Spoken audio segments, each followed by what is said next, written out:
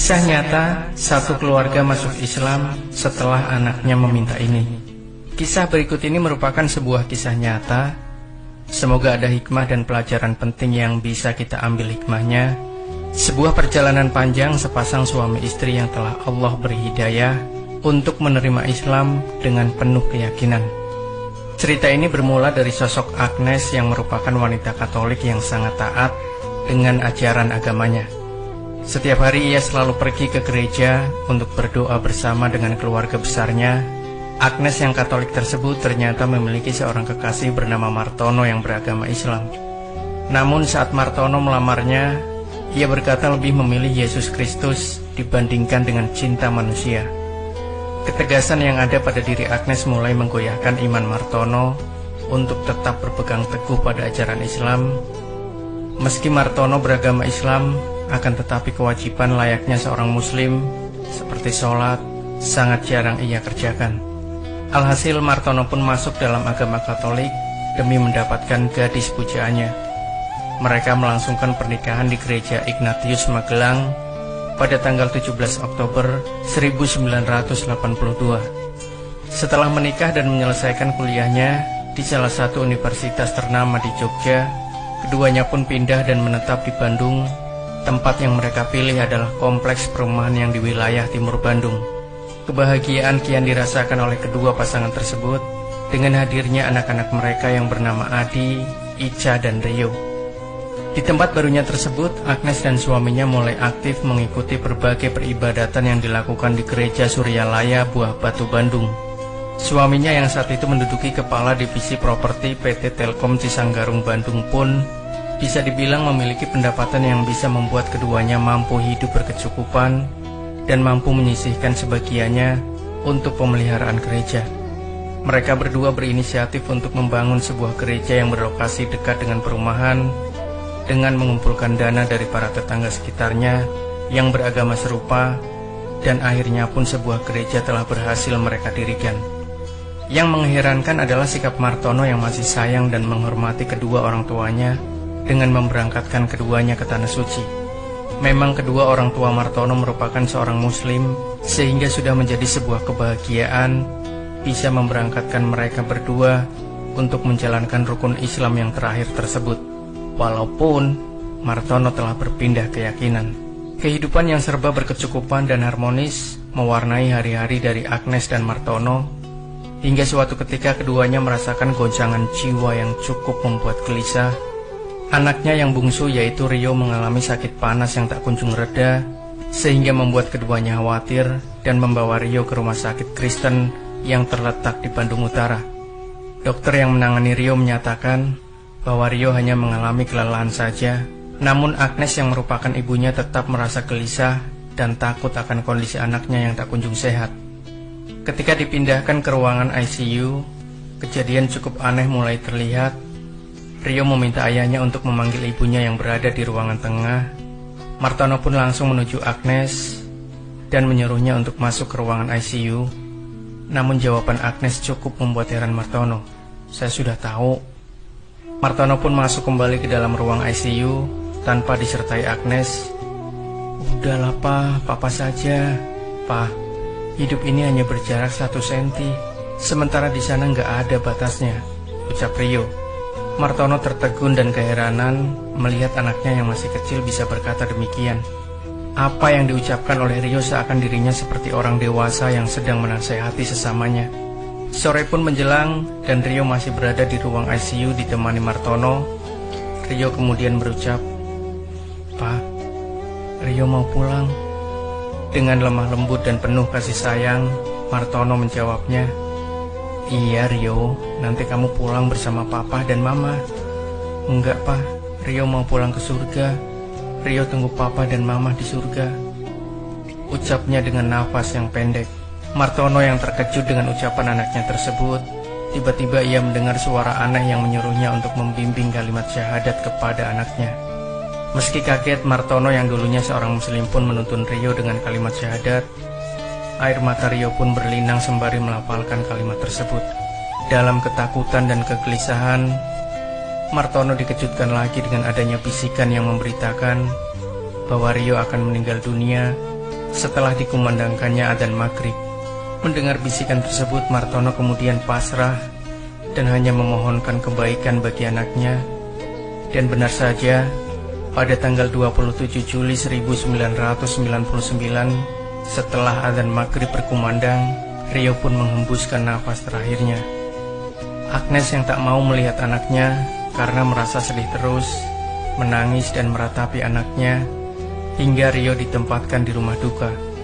Kejadian aneh pun berulang, di mana Agnes seperti melihat Rio yang menghampirinya dan berkata, "Ma, aku gak mau pakai jas. Aku maunya pakai kain putih aja." Agnes cukup terkejut dengan pemandangannya tersebut karena memang Rio telah tiada. Kejadian tersebut ia tuturkan pada salah satu tetangganya yang muslim dan berada di rumah duka tersebut. Pelayat tersebut menuturkan bahwa kejadian tersebut bertanda bahwa Rio ingin dimakamkan layaknya seorang muslim. Perdebatan panjang pun mewarnai hari itu. Mereka bersepakat untuk membalut tubuh Rio dengan baju, celana, dan sepatu yang berwarna putih. Setelah itu Rio disolatkan oleh mereka yang beragama Islam. Keluarga besar Agnes yang memang penganut teguh agama Katolik bersikeras agar Rio dimakamkan secara Katolik, dan jasad Rio pun dimakamkan di Kerkop yang merupakan pemakaman khusus Katolik yang berada di Cimahi, Bandung. Agnes yang masih bingung dengan berbagai kejadian yang dialaminya hanya berdiam diri hingga suatu hari ia mendengar bisikan yang aneh tentang rumah dan mobil. Rumah adalah rumah Tuhan, dan mobil adalah kendaraan untuk menujunya. Di saat itulah Agnes teringat akan ucapan Rio saat masih duduk di bangku TK. "Ma, Mbok Atik nanti akan Rio belikan rumah dan mobil.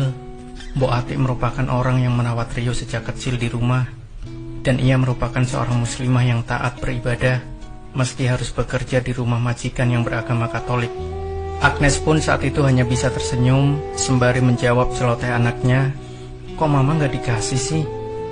Mama kan nanti punya sendiri," sahut Rio. Setelah teringat hal tersebut, Agnes kemudian meminta Martono untuk mengecek ongkos haji saat itu. Ternyata dana yang dibutuhkan untuk berangkat haji adalah Rp17.850.000. Sesaat setelah itu Agnes pun membuka uang duka yang tak pernah ia buka sebelumnya. Keheranan Agnes mulai memuncak karena nilai uang yang terkumpul ternyata sama persis dengan ongkos naik haji. Agnes kemudian menggantikan ucapan Rio dahulu sebagai cara untuk memberangkatkan Mbok Atik ke Tanah Suci. Hari berganti hari, Mbok Atik pun berangkat ke Mekah untuk menunaikan ibadah haji. Suatu hari ia menelpon sang majikan yaitu Agnes sembari menangis dan menceritakan bahwa ia bertemu Rio di Mekah.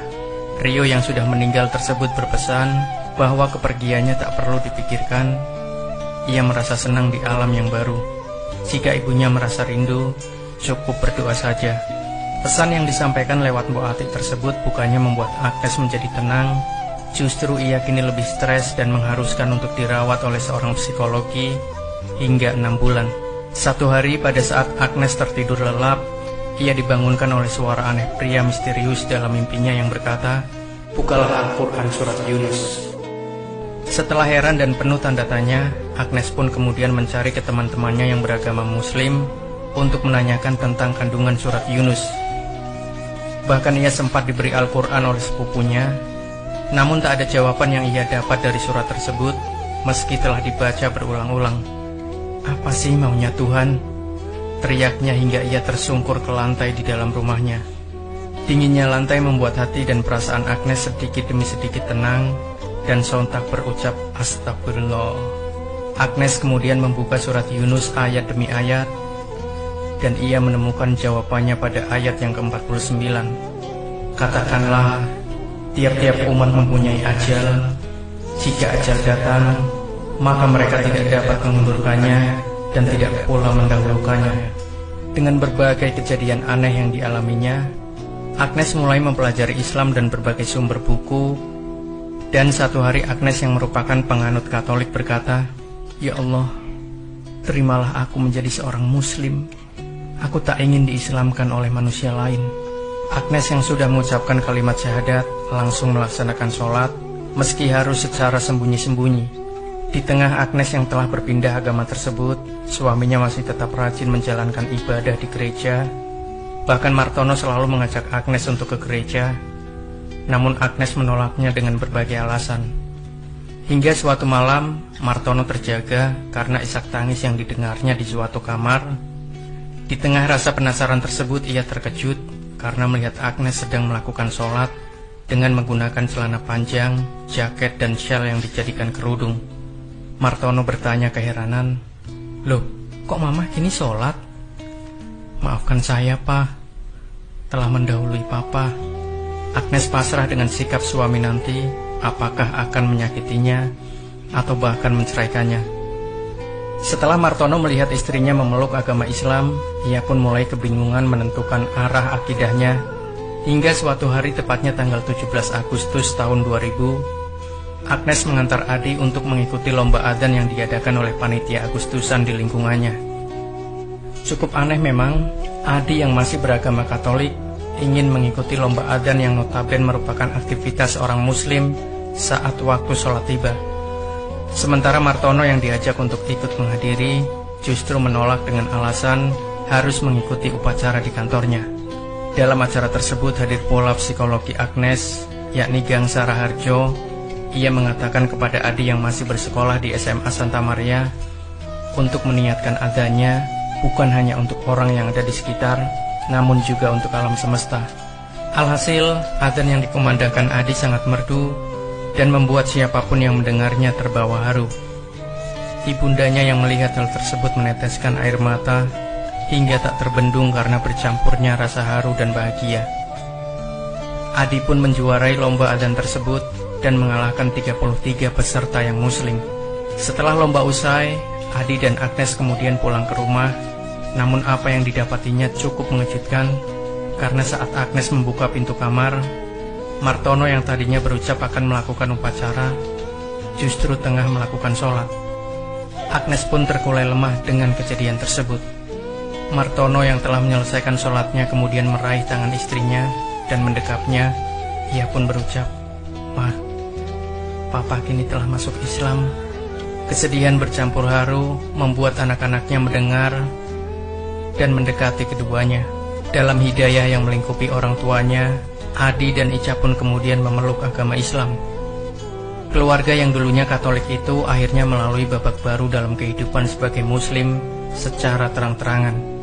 Bahkan Martono mewakafkan 7 hektar tanahnya untuk dijadikan pesantren Baitul Hidayah di Bandung. Subhanallah, ternyata hidayah Allah bisa datang pada siapapun dan lewat cara apapun. Allahu Akbar. Semoga kisah ini bisa memberikan inspirasi buat kita, bisa memberikan ibroh. Jangan lupa nantikan kisah-kisah terbaru dari kami selanjutnya.